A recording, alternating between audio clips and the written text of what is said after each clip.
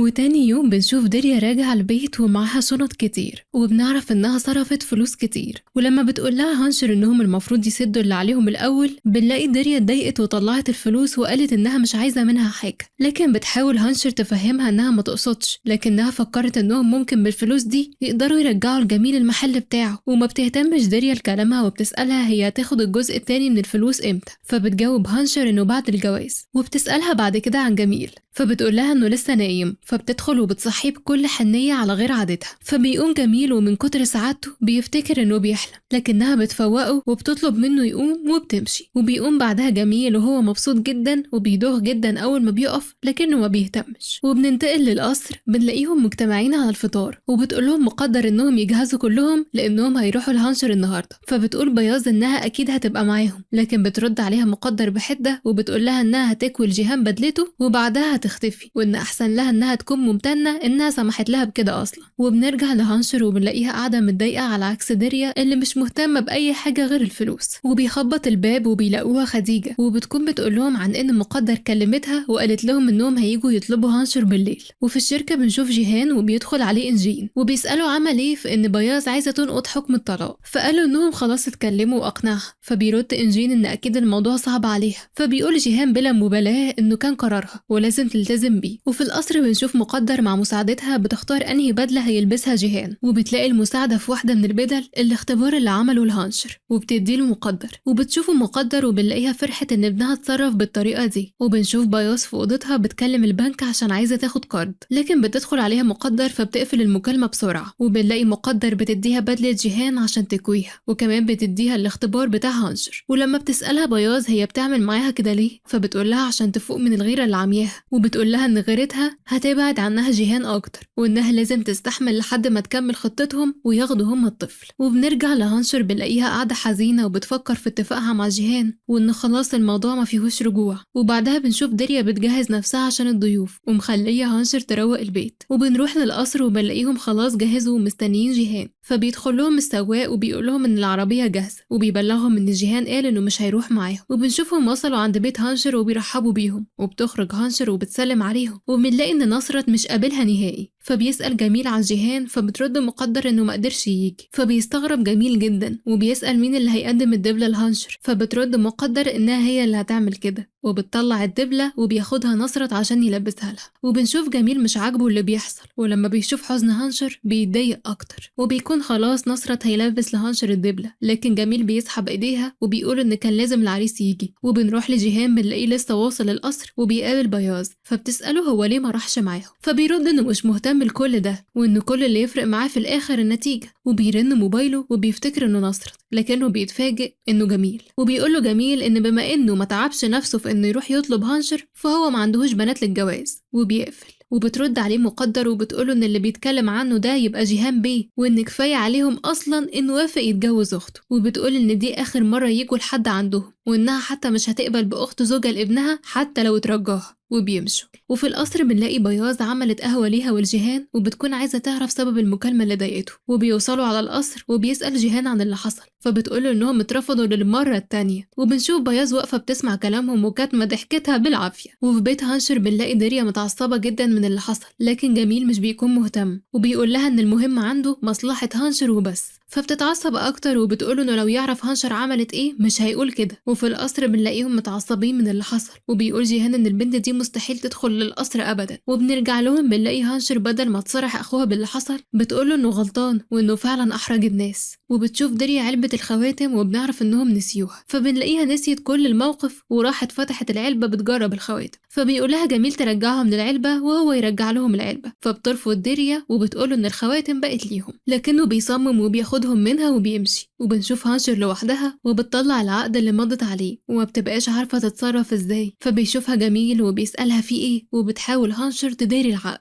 وفي القصر بنشوف بياض مبسوطة جدا من اللي حصل، لكن بيرن تليفونها وبتلاقيها يونجا، ولما بترد بتعرف انها دخلت القصر. فبتخاف بياض جدا وبتقول لها تمشي دلوقتي والصبح هتحاول تتصرف لها في الفلوس. فبترد يونجا انها هتمشي، لكن لو الفلوس ما وصلت لهاش فهي هتفضح سرها عند حماتها مقدر. وبنرجع لهانشر وجميل وبنلاقيه ما خدش باله من العقد، وبيروح لها وبيقول لها انه كان لازم يرفضهم لما حس انهم مش مقدرينها. فبتتأثر جدا هانشر وبتشكره، فبيقول لها ان طول ما هو عايش محدش هيقدر يقلل منها. وبنروح لجيهان في اوضته وبنلاقيه ماسك العقد وبيفتكر اللي هانشر عملته عشان تقنعه، وبيكون فاكر انها كانت خطة عشان تنصب عليه. وتاني يوم بنشوف هانشر في المطبخ وبتدخل عليها ديريا وهي في ايديها العقد ومتعصبة جدا، وبتسألها هتتصرف ازاي في الكارثة اللي ورطت نفسها فيها دي. وفي الشركة بنشوف جيهان وبيدخل عليه إنجين، فبيقوله هو متعصب جدا يكلم هانشر ويطلب منها تدفع التعويض. فبيقوله إنجين إنها أكيد معهاش المبلغ ده، فبيجاوب جيهان بعصبية إنها كانت لازم تفكر في ده قبل ما تخلف الاتفاق. وفي القصر بنشوف بياض بتجهز للخروج وبتبعت لها يونجا صورة السونار لطفلتها اللي أجهضتها وبتسألها فلوسها جهزت ولا لأ. فبتتوتر بياض وبتطلب منها تديها فرصة تجمع الفلوس، وبتشوفها مقدر وهي خارجة من البيت وبتشك إنها مخبية حاجة وبتتضايق إنها حتى ما استأذنتش قبل ما تخرج.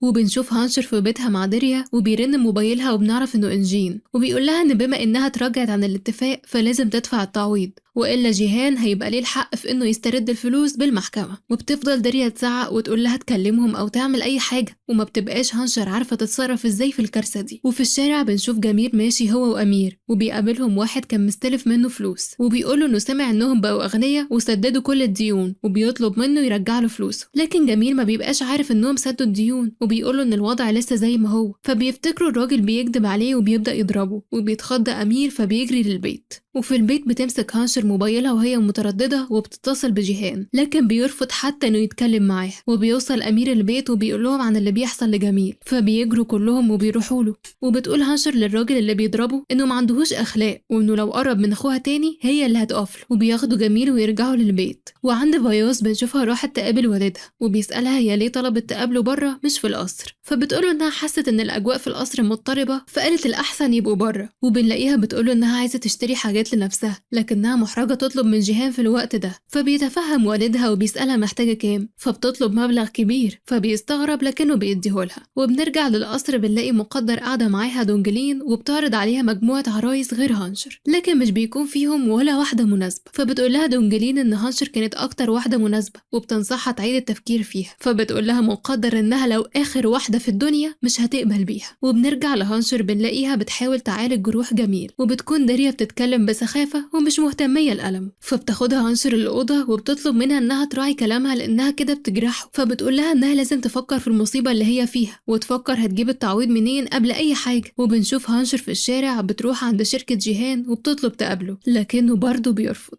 وبتتصل بيها داريا عشان تعرف ايه اللي حصل، فبتقول لها انه موافقش يقابلها، فبتقول لها تستناه لحد ما يخرج من شركته وما ترجعش البيت غير وهي مخلصة الموضوع ده. وبيجي الليل وبيخرج جيهان من الشركة وبيشوف هانشر لسه واقفة فبيروح لها، واول ما بتشوفه بتقوله انها كانت عايزة تتكلم معاه عن امبارح وان اخوها ما كانش يقصد اللي قاله وانه بس كان خايف عليها. فبيرد عليها انها تقدر تفرحه وتقوله ان خلاص الجواز مش هيتم وبيسيبها وبيمشي. وبنشوف جيهان وصل للقصر وبنعرف انهم رايحين لحفلة ميني في مدرستها، وبيروحوا كلهم ما عدا بياض بتقول لهم انها تعبانة ومش هتقدر تروح عشان تقدر يونجا تجيلها وتاخد الفلوس. وقبل ما يمشوا بتقول لهم المساعدة ان هانشر بره وعايزة تقابلهم، وبيستغرب جيهان هي عايزة ايه لسه، فبتقول له مقدر انها هي اللي هتكلمها. وبتخرج لها مقدر واول ما بتشوفها بتقول المساعدة تروح تقول لها تمشي وانها لو جات للقصر تاني هتطلب لها البوليس. فبتتحرج المساعدة تقول كده وبتقول لهانشر انها لازم تمشي. وفي البيت بنشوف جميل قلقان جدا عليها لانها اتأخرت. وفي القصر بنشوف يونجا راحت عشان تاخد فلوسها،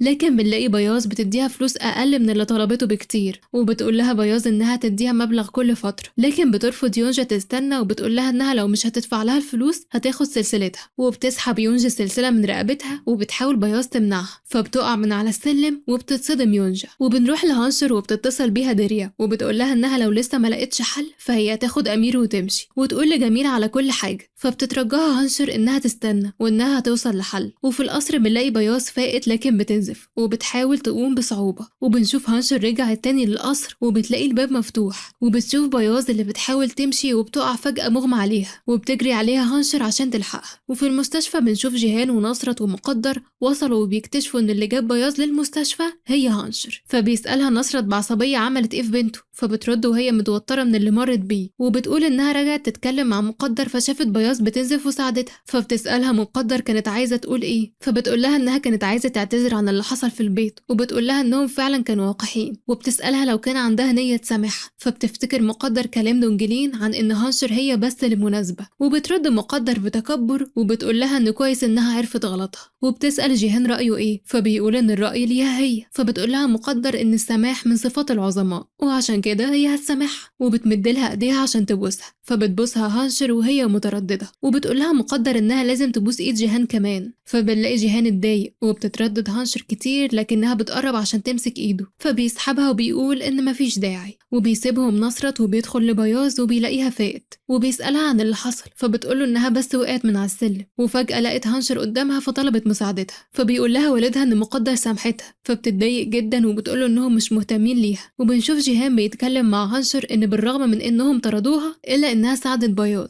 فبترد إن أي حد مكانها كان هيتصرف كده، وبيبان عليها إنها سقعانة. فبيطلب من السواق يجيب لها جاكيت، وبعدها بيطلب منه يوصلها للبيت، وقبل ما تمشي بيقول لها إنه مش عايز أي مشاكل تاني. وبتوصل هانشر على البيت وبتقول لهم إنها قابلت جيهان وقالت له إنها موافقة على الجواز. فبيتصدم جميل لكن بتفرح داريا جدا. وفي المستشفى بنلاقي الأمور متوترة بين نصرت ومقدر، وبنلاقيه بيلومها هي إزاي تسامح هانشر بالبساطة دي، وبيقول لها إنهم مش مهتمين لبنته نهائي، وبيرجع يفكرها بتضحياته ليها. فبتقول له يهدى وبتفهمه إن خلاص هانشر اتكسرت ومش هتقدر تعمل أي حاجة تاني بعد كده، وإنهم مش هيلاقوا أي بنت بنفس مواصفاتها، وبتفكروا في خطتهم الأصلية. وبنتفاجئ بجيهان وصل عندهم فبيتصدموا.